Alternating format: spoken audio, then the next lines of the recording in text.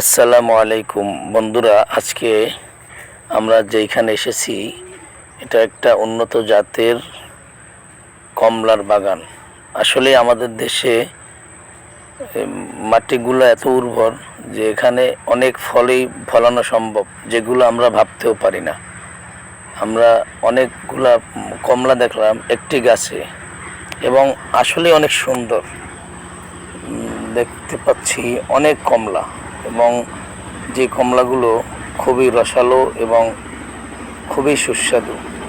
থোকা থোকায় কমলা ঝুলে আছে, যেগুলো উন্নত বিশ্বে অনেক দেশেই হয় না, কিন্তু আমাদের দেশের মাটি আলহামদুলিল্লাহ আল্লাহ তাআলার এক অপূর্ব দান, অপূর্ব নেয়ামত এই মাটি, যার কারণে এই উর্বর জমিতে এই কমলাগুলো ফুটেছে।